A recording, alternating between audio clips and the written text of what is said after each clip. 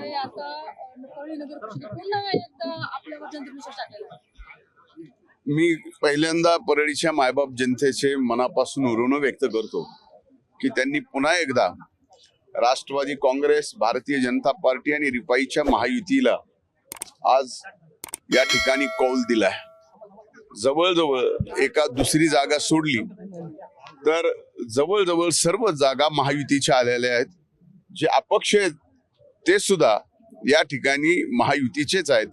त्यामुळं फक्त आता MIM आणि पंजा कुठंतरी पुढे आहे 2 जागेवर एवढं कळतंय, पण जवळजवळ सर्व जागेवर या ठिकाणी महायुतीने विजय मिळवला आणि ऐतिहासिक मताने नगराध्यक्ष सुद्धा या ठिकाणी निवडून येतील. प्रचारामध्ये आपल्याला अनेक प्रकारे घेण्यात आलं, आपल्याला भाषण सुद्धा करू दिलेलं गेलं नाही. मात्र जी संयमाने भूमिका निभावली नाही, भाषण कुणी करू दिलं नाही असं म्हणतात. मला कुणी रोखलं होतं भाषण करायला?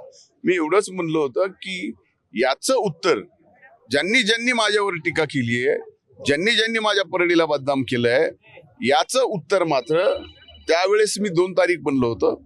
निवडणूक लांबली म्हणून आज 21 तारखेला परळीच्या मायबाप जनतेकडून ज्यांनी आम्हाला बदनाम केलं त्यांच्या तोंडात ही चपराक आहे. खासदार देखील इथं तळ ठोकून होते.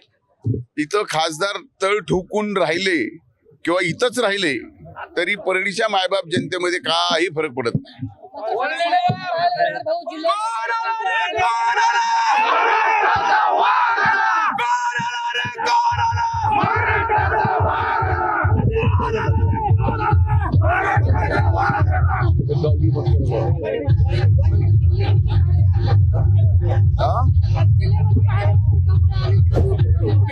हे नक्कीच आहे की ज्या ठिकाणी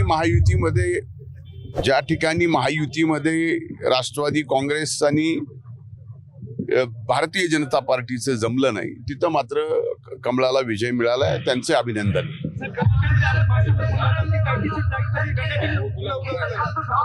हो, मी आता निघालोच आहे.